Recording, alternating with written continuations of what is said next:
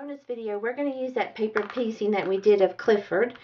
So I have him. I went and pulled out a few balloon punches that I had done out of some glitter paper, and then this wooden tile piece. It's a book with looks like 2 apples on the side, just because Clifford was part of the book show, and I figured that would be a good time to add that.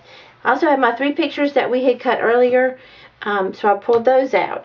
But in order to tie them in with the pages that we had already done for the preschool art show, since it all kind of happened on the same night, I wanted to use the papers that were left over, or similar to what we had used earlier.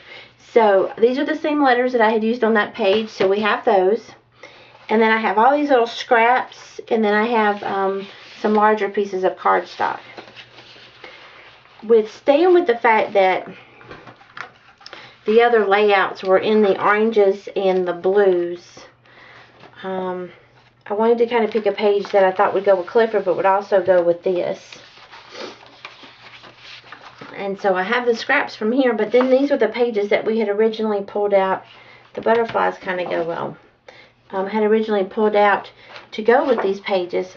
This one here is from Basic Gray. This one is, it looks like Fancy Pants. Nope, this one is by Michael Coleman. It's called Summer Soar. Yeah, it is. It is designed by Fancy Pants. This one here is Cosmo Cricket. And they all kind of match. But I think what might work out better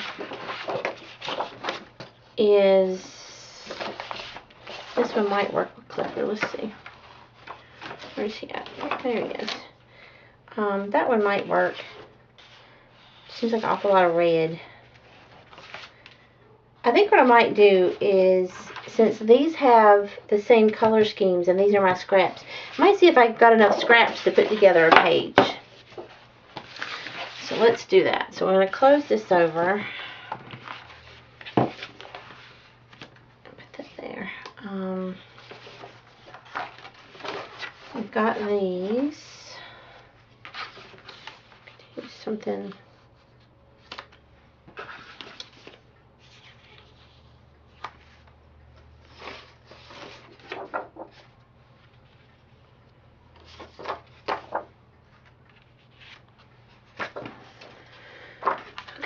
Let's see. Well, it's kind of like a dominoes. You kind of move pieces around till you figure out where you want them to go, right? Okay, so if we put that there.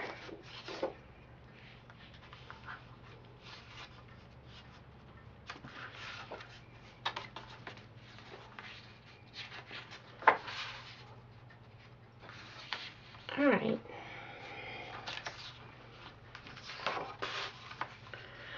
Kind of like that.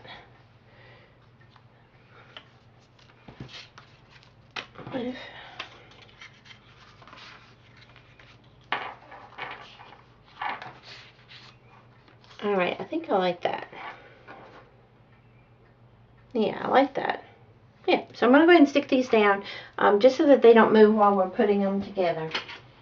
So again, I have my adhesive. This is that Pro Glider.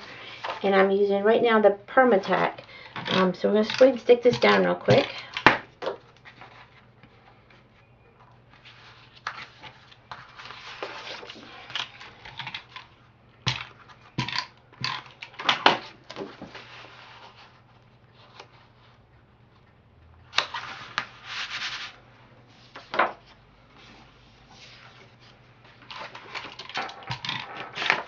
Oops. This way they won't slide as we're putting the rest of the page together, and if I need to move them, I can.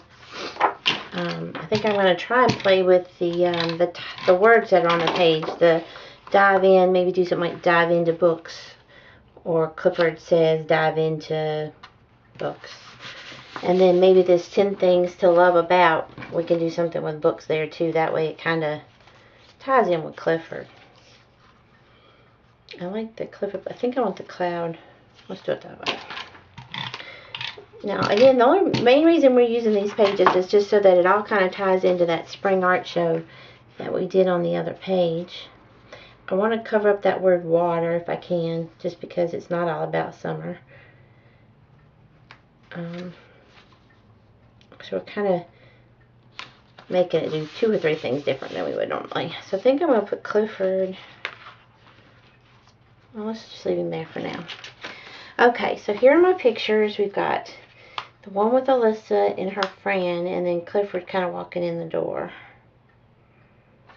So what if we put her in the middle and do something similar to that?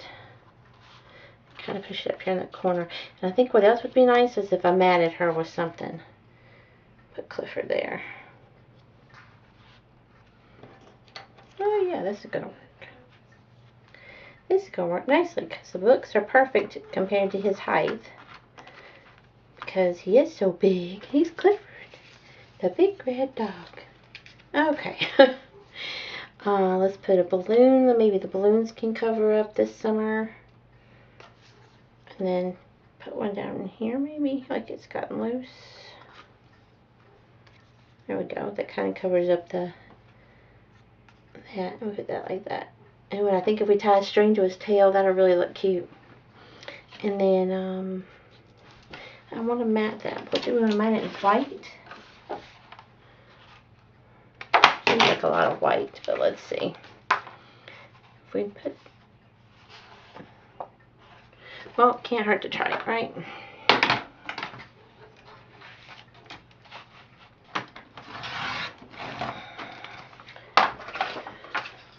I'm going to cut this out real quick, and then possibly look to see about getting some chalk maybe. Since we chalked around Clifford, we could chalk around the mat some, and that would help it stand out a little. Well, I kind of, there we go. Yeah, I like that. Okay, so I grabbed my ink pad and my bag of wire. I think I'm just going to try and stick with a simple color to kind of tie the page in. I kind of like that purpley red. Or maybe this blue. This blue looks nice too. Yep, we're going to do it with the blue. Alright, so we're going to do it with the blue, and then we're going to chalk around this mat real quick. So if this is the first time you've watched my videos, the way you chalk around the outside is you open your ink pad, and then instead of rubbing your paper to the ink pad, you rub your ink pad to the paper. So just kind of go like that. And the messy effects make it look, I guess, a little more weathered and realistic than it would normally. And if you don't think they're dark enough, you just go back and add a little extra. Okay, but you always make sure you close your ink pads because they will dry out pretty quick. Okay, so we'll glue this picture down.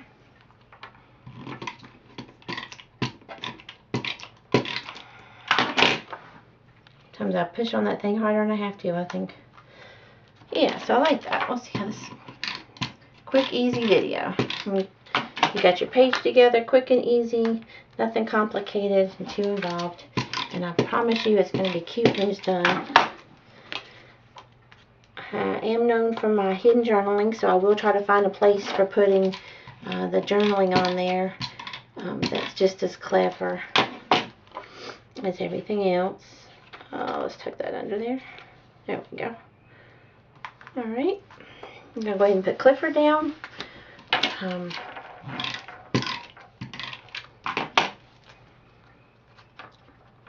Hope you enjoyed that, putting the paper piecing together, because in some of the upcoming videos we're going to do the same thing.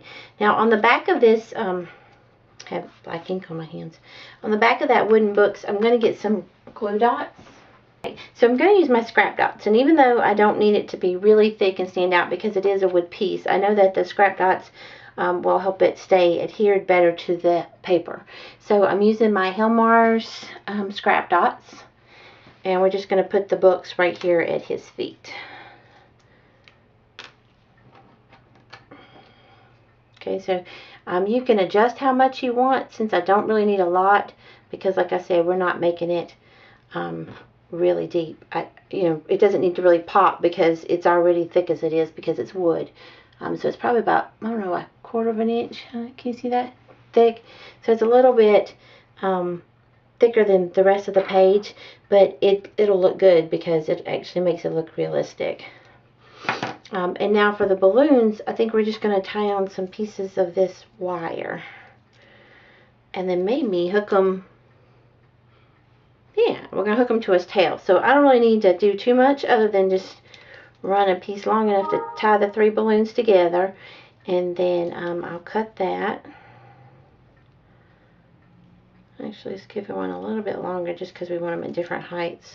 I think that should work. So we're going to go ahead and, oh, I got twisted. Untwist that and cut it.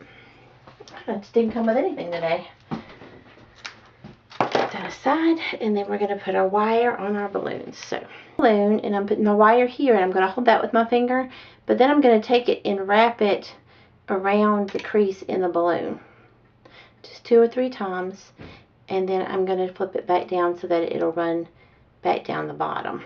Okay, so that helps the balloon look like it's actually floating. So I'm going to go ahead and adjust the length that I want for this one based on where Clifford's tail is. We're going to go ahead and wrap it around the edge of his tail there. That on his tail, I'm going to put a little bit of adhesive there just to kind of hold his tail down so they don't slip off.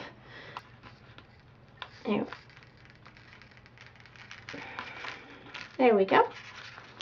Alright, so now his tail's stuck. Can put a little bit of adhesive on the back of the balloon so that it can get put in its place. So we know where to make the other heights for the other balloons. Go ahead and do this one at the top. Again, we're going to take it, lay that metal wire piece right there on the back, and then wrap it 2 or 3 times around, and then come back down through that middle part of the balloon there. And I just kind of squeeze it so it stays in place and we don't lose it. Okay, so there's that one. We wanted it to be a little bit higher. Okay, I'm going to put little curves in the wire some too, just to kind of make it look like it's actually floating away there. Okay. Well, tape down up there for that one. Then we have one more balloon here. I'm going to go ahead and do it the same way. Put the wire on the back, wrap it around 2 or 3 times.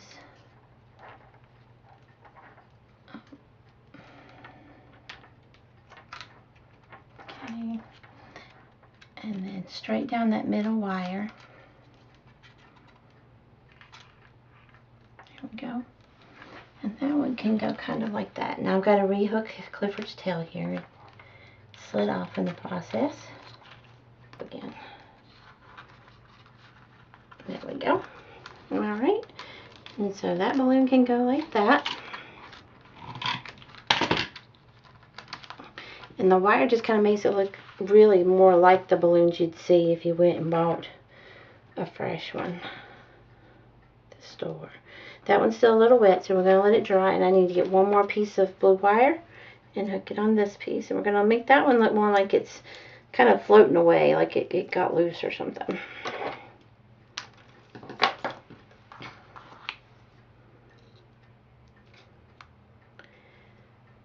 Sometimes it's just the littlest of detail that makes the difference in the page, and how much effort it looks like you put in, even when you really didn't do that much extra.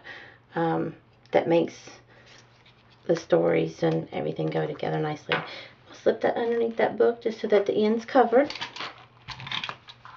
and put it down right there. Alright, so now we've got our page together. Not quite sure what we're going to do for a title yet. I do like the dive in. I think I might do dive in, or Clifford says dive into books, and do books right here. I'm just not sure, so I'm going to think about that title for a few minutes, and I'll be back.